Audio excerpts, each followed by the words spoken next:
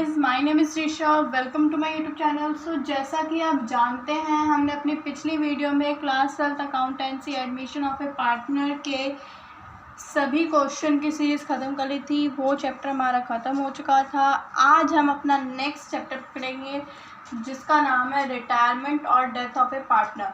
सो नाम से ही पता चल रहा है कि कोई पार्टनर जब रिटायर होता है या डेथ होती है, मतलब किसी भी पार्टनर की जब मृत्यु होती है या कोई पार्टनर रिटायर हो जाता है, तब कंपनी क्या करती है, इसके बारे में इस चैप्टर में दिखाया जाएगा। ठीक है, तो हमारे यहाँ पर कुछ लर्निंग ऑब्जेक्टिव्स दे रखे हैं कि हम इस चैप्टर में इसके बारे में पढ़ेंगे। सबसे पहले देखिए, हमें इस चैप्टर में क्या पढ़ना है। New profit sharing ratio and gaining ratio. हम सबसे पहले पढ़ेंगे कि नए प्रॉफिट शेयरिंग रेशियो कैसे निकालते हैं और गेनिंग रेशियो कैसे निकालते हैं। पिछले में एडमिशन था, जब पार्टनर एडमिट होता है तब सैक्रिफाइसिंग रेशियो था। अब क्या है, जब पार्टनर रिटायर होता है या डेथ होती है तो गेनिंग रेशियो निकाला जाता है। Distinction between sacrificing ratio and gaining ratio. Sacrificing ratio और गेनिंग रेशियो में क्या डिफरेंस है वो आपको पता चलेगा। Accounting treatment of goodwill when A partner retires और डाइज। जब पार्टनर रिटायर हो जाता है या डेथ हो जाती है पार्टनर की, तब गुडविल का ट्रीटमेंट क्या किया जाता है।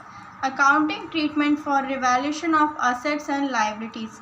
जब असेट्स और लायबिलिटी का रिवैल्यूएशन होता है तब क्या ट्रीटमेंट किया जाता है। Accounting treatment of reserves and accumulated profits. Reserve मतलब जो हमारे अनडिस्ट्रीब्यूटेड प्रॉफिट्स होते हैं, वो जो हमने पैसे बचा के रखे हुए थे, इसे रिजर्व्स कहते हैं। और एक्यूमुलेटेड प्रॉफिट्स का क्या ट्रीटमेंट होता है। Adjustment of capitals according to the new profit sharing ratio. नए प्रॉफिट शेयरिंग रेशियो के अकॉर्डिंग कैपिटल्स की एडजस्टमेंट रिटायरमेंट और death of a partner chapter में कैसे की जाती है। Disposal of the amount due to the retiring partner. जो हमारा अमाउंट मतलब रिटायरिंग पार्टनर का जो भी अमाउंट होता है उसका हम क्या करते हैं। हिडन गुडविल कैसे निकालते हैं जब पार्टनर रिटायर हो जाता है।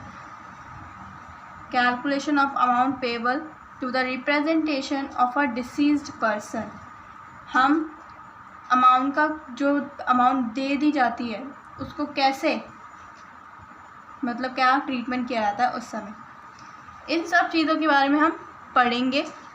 ठीक है, आज इसका थ्योरी पार्ट समझते हैं। थोड़ा सा ही है, थोड़ा थोड़ा करके समझेंगे ताकि हमें अच्छे से समझ आ जाए। सो रिटायरमेंट ऑफ ए पार्टनर का मतलब क्या। सबसे पहले तो ये जानिए कि रिटायरमेंट ऑफ ए पार्टनर होता क्या है।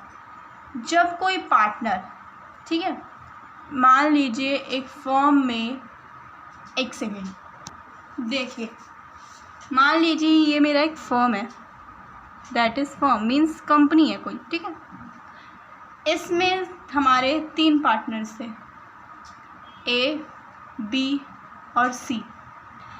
अब मेरा इनमें से कोई भी मान लीजिए मेरा ए पार्टनर रिटायर हो गया।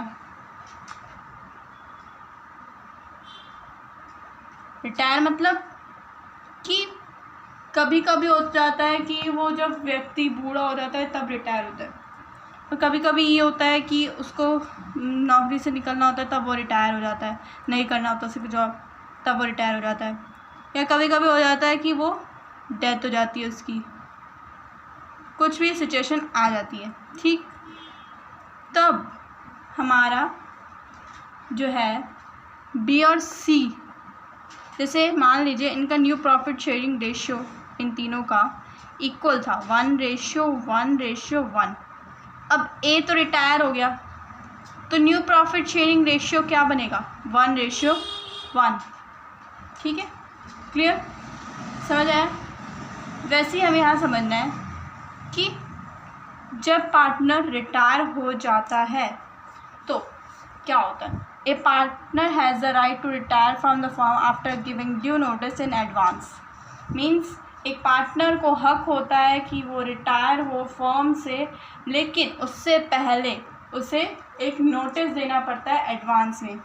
Old partnership comes to an end after the retirement of a partner. जो पुरानी पार्टनरशिप होती है वो आखिर तक पहुंच जाती है, मतलब उसका एंडिंग पोजीशन आ जाती है रिटायरमेंट, किसी पार्टनर के रिटायरमेंट के बाद। लेकिन आप जानते हैं but the firms continues and a new partnership comes into existence between the remaining partners. लेकिन कंपनी कभी भी बंद नहीं होती, वो हमेशा चलती रहती है जो रिमेनिंग पार्टनर्स बचे हैं उनके द्वारा, ठीक है, उनके द्वारा वो पार्टनरशिप चलती रहती है, कंपनी चलती रहती है। A retiring partner is entitled to get the following. जब पार्टनर रिटायर हो जाता है तब क्या क्या चीज़ें देखी जाती है। सबसे पहले देखिए शेयर इन गुडविल। गुडविल का शेयर क्या किया जाता है, उसका जो goodwill of the firm is valued and the retiring partner share of goodwill is credit to his capital account. जो हमारी गुडविल है, मान लीजिए मेरी ये गुडविल है जो कि पहले तो 3 पार्टनर्स में पड़ती थी, ए और बी और सी में, बट लेकिन अब ये जो गुडविल होगी, जैसे ये पार्टनर रिटायर हो रहा था ना ए, तो इसकी जो गुडविल होगी, इसका जो हिस्सा होगा गुडविल में से, इसका जितना हिस्सा होगा वो इनको दे दिया जाएगा। Means remaining partners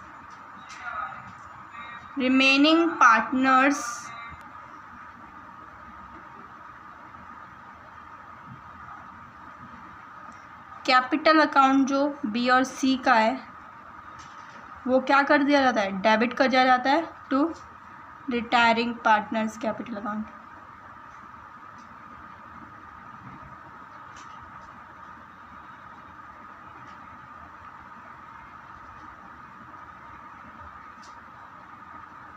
clear? इनके पास वो पैसा चला रहता है, एक ही गुडविल का हिस्सा जितना भी है वो इन पार्टनर्स में बांट दिया जाता है गेनिंग रेशियो में। क्लियर?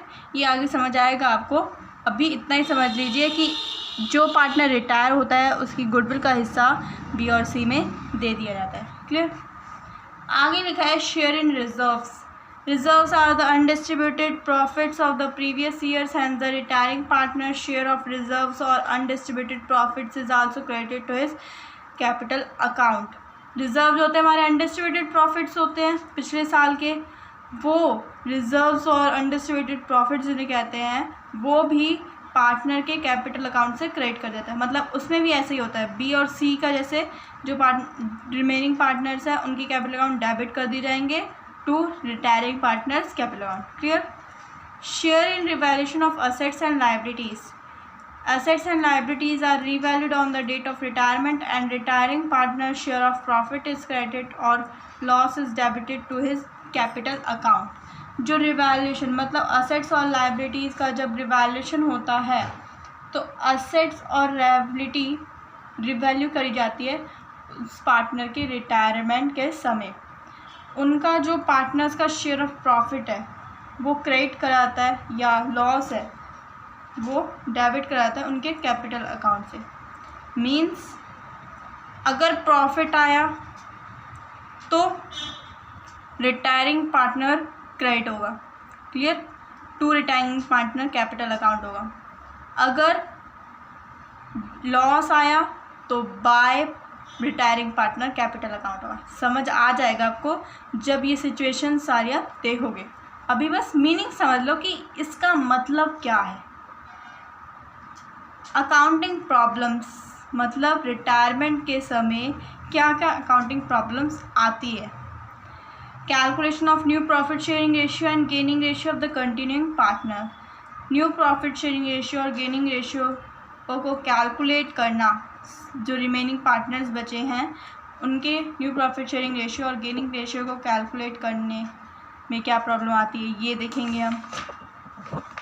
उसके बाद यहाँ पर देखिए ट्रीटमेंट ऑफ गुडविल पढ़ेंगे, accounting treatment for revaluation of assets and liabilities पढ़ेंगे, accounting treatment of reserves, accumulated profits and losses पढ़ेंगे, पेमेंट टू रिटायरिंग पार्टनर पढ़ेंगे, adjustment of capitals in proportion in profit sharing ratio. इन सब के बारे में हमें एक एक टॉपिक अच्छे से समझ कर तब पढ़ेंगे। सबसे पहले हम क्या पढ़ेंगे टॉपिक कि न्यू प्रॉफिट शेयरिंग रेशियो कैसे कैलकुलेट किया जाता है। ठीक है, इनमें भी सिचुएशंस होती हैं, जैसे एडमिशन ऑफ ए पार्टनर में थी, इसमें भी हमारी सिचुएशंस होती हैं। क्लियर है।